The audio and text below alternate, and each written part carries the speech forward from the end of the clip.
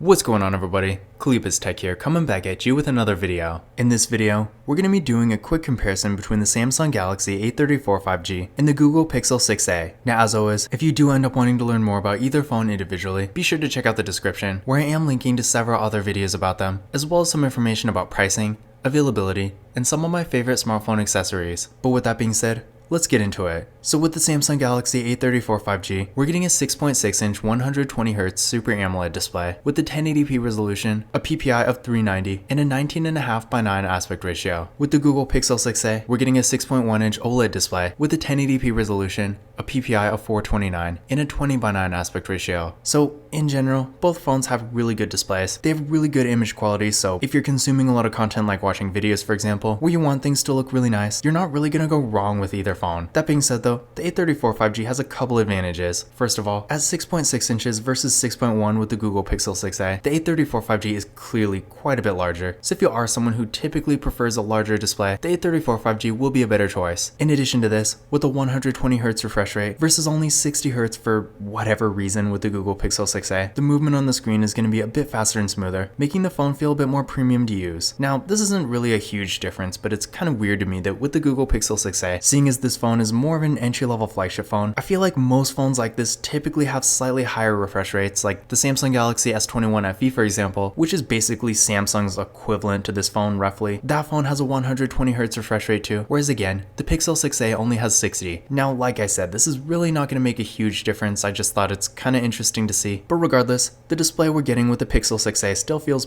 plenty premium, so I guess it's not really that big a deal, but something to keep in mind all the same. But back to the size, that's really the main difference here. Everything else is roughly the same, so again, if you do prefer a larger display, then obviously the Samsung Galaxy A34 5G will be a much better choice. But I know some people actually want a more compact display, so at 6.1 inches, the Pixel 6a is definitely compact for what it is. So if that is you, you might want to go with the Pixel instead. For storage, both phones are getting 128GB of internal storage, but the difference here is that with the A34 5G, this phone does have microSD card expansion, whereas unfortunately, the Google Pixel 6a doesn't. Now this is really not surprising because on one hand, the A34 5G is more of a mid-range phone, and almost every phone in this price range is going to have microSD card expansion, but on the other hand, the Google Pixel 6a is more of an entry-level flagship phone, and higher-end devices like this rarely have microSD card expansion, if at all. So yeah, not really surprising, but if you are someone who really wants to use a microSD card, maybe your current phone has a microSD card and you have a bunch of stuff on it, in that case, going to a phone that doesn't have microSD card expansion is probably going to be pretty inconvenient, so you might want to go with the A34 5G. But in general, when it comes to the internal storage, I feel like for the average user, 128GB is really plenty of space. So if you don't really care about using a microSD card, either phone will be perfectly fine.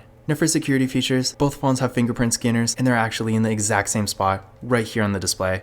So definitely a nice premium design. But keep in mind, the A34 5G also has Face Unlock, whereas unfortunately, the Pixel 6a doesn't. Now I feel like most people prefer fingerprint scanners anyway, so this is probably not that big a deal, but just keep in mind if you do want Face Unlock, you might want to go with the A34 5G. But starting with the A34 5G, let's give the fingerprint scanners a try. There we go, one more time. And there we go. And now for the Google Pixel 6a. There we go, one more time. And there we go. So as you can see there, both fingerprint scanners were real fast and responsive, no issues at all. And again, remember, with the A34 5G, we are getting Face Unlock, whereas with the Google Pixel 6a, this phone does not have Face Unlock, only a fingerprint scanner. Now for the camera setups here, with the A34 5G, up front, we got a 13MP selfie camera, then on the back, we got a triple camera setup with a 48MP main camera, an 8MP ultra-wide camera, and a 5MP macro camera. And for video, this phone can record 4K videos in both the rear and front cameras, so definitely nice to see. With the Google Pixel 6a, up front, we got an 8MP selfie camera, then on the back, we got a dual camera setup with a 12.2MP main camera and a 12MP ultra-wide camera. Then for video, the Pixel 6a can record 4K videos in the rear camera, but only 1080p in the front. So both phones have great camera setups, and for the average user, if you're looking for a phone that takes nice pictures, you're really not going to go wrong with either phone here. That being said though, each phone does have a couple advantages. On one hand, with the A34 5G, again this phone does have a macro camera, whereas unfortunately, the Google Pixel 6a doesn't. So if you do want to get those close-up detailed images, while the Google Pixel 6a does have some pretty good zoom, so technically you can do that kind of stuff. Having a dedicated macro camera still does make a difference. And in addition to this, again, the A34 5G can actually record 4K videos in the front-facing camera, whereas with the Pixel 6a, you can only record 4K in the rear. Now, these differences are a little bit more subtle, so depending on what you're actually using your camera for, it may or may not matter a whole lot. But I will say, between the two, the actual photo and video quality itself with the Pixel 6a is noticeably better. The difference is maybe not really insane. It's not like comparing a super high-end Samsung Galaxy S23 Ultra to a Samsung Galaxy A13 4G. So yeah, it's definitely not like that, but still between the two, the Pixel 6a does overall take the better photos. So if you really are using your camera a lot, then I would personally go with the Pixel 6a. But on the other hand, again, if you want to record 4K videos in the front-facing camera, or maybe you want a dedicated macro camera, or maybe you're just really not using your camera as much, so you don't need the best quality between the two, you rather just need something that works and that's pretty much it. In that case, the Samsung Galaxy A34 5G will be perfectly fine. Now to give you an idea of what they can do, first, here's some pictures taken with the Samsung Galaxy A34 5G. Overall, definitely great quality, especially considering this phone is only really like $327, which granted, depending on where you're located, the Google Pixel 6a is now around the same price, but still considering the A34 5G is definitely more of a mid-range phone. I do think the photo quality we're getting here is pretty impressive. For the average user, if you're taking pictures for like Instagram, Twitter, Snapchat, or just sending photos to friends and family, no matter what, the camera we're getting here will get the job done, and most likely you won't be disappointed. And then here's some pictures taken with the Google Pixel 6a. Overall, again, I do think the photo quality is quite a bit better here, which is not really surprising considering the Google Pixel 6a, originally going for around $600 when it was first released, is definitely a much higher end device than the Samsung Galaxy A34 5G. So definitely keep in mind if you are using your camera a lot and you really want to get the best photos you can, despite not having a macro camera or being able to record 4K videos in the front for whatever reason, the Pixel 6a's camera is overall still better. Now for the RAM and processor, with the A34 5G, we're getting 6GB of RAM with the MediaTek Dimensity 1080 processor. With the Google Pixel 6a, we're also getting 6GB of RAM with the Google Tensor processor. So overall, both phones have pretty good performance, and for more basic daily activities, you're really not going to go wrong with either phone. For stuff like web browsing, social media, watching videos, and really the more basic activities, the faster and faster a phone gets, there's definitely more of a diminishing return because past a certain point, you're really not going to notice a huge difference, and I would definitely say the A34 5G is really at that level, because if you're just scrolling through Instagram or Twitter or something like that, you're gonna get the same experience with this phone as you would with something like an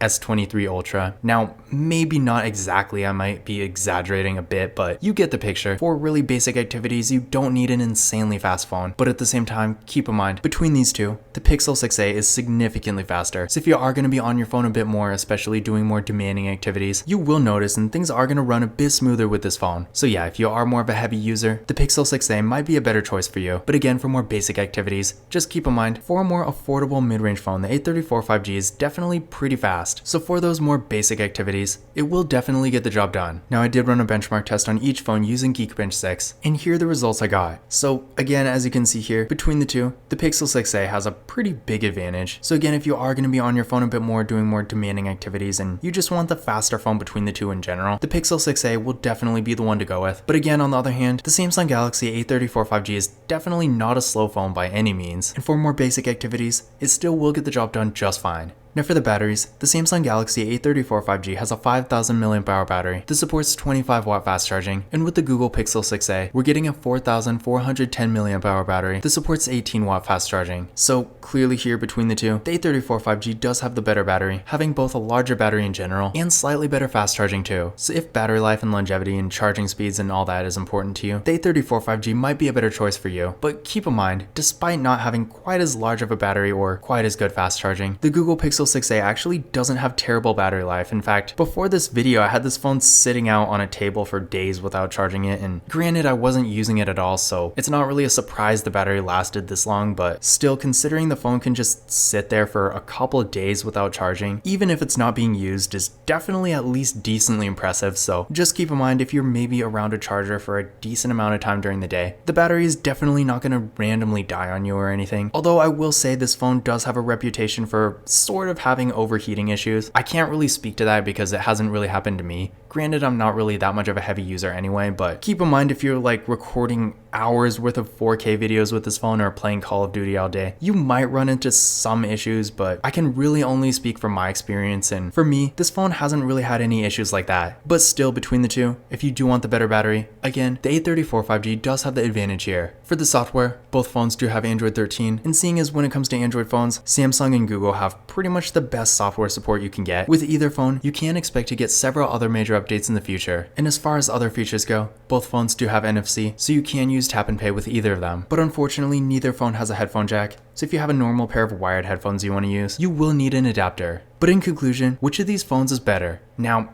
in general, you might think this would be a pretty easy one considering the Google Pixel 6a is, again, despite being a bit older, still much higher end than the A34 5G. But honestly, I feel like in everyday use, it's actually pretty evenly matched. On one hand, again, the A34 5G clearly has a much larger display, which I know a lot of people prefer. It also, again, can record 4K selfie videos, which, to be fair, is not really that big a deal. But if you really are recording a lot of videos, it could make sort of a difference. Despite the phones having the same storage, the A34 5G does have microSD card expansion, which, if you're taking a lot of pictures and recording lots of videos and stuff like that, this will definitely make a huge difference. And the A34 5G has a much larger battery too. But on the other hand, with the Google Pixel 6a, some people might actually prefer a smaller display, so if you want something more compact, this is definitely something to think about because, I mean, look at this. Clearly the Pixel 6a is going to be a lot more comfortable to put in your pocket and stuff like that, so that is worth considering. The photo quality with this phone is, again, quite a bit better, and the Google Pixel 6a is a lot faster too. So if you want a better camera, a faster processor, and maybe a more compact device in general, the Pixel 6a will be a better choice, and considering this phone, at least in the US, is going for around $300, you're really not going to get much of a price advantage with the A34 5G anyway. So in that case, if you want more of a flagship experience with a really fast processor and a nicer, more premium camera, then yeah, the Pixel 6a will be a great choice for you. But on the other hand, if you want a larger display, microSD card expansion, a camera that's almost as good, that can also record 4K selfie videos, and a larger battery, then in that case, the A34 5G will be a better choice for you.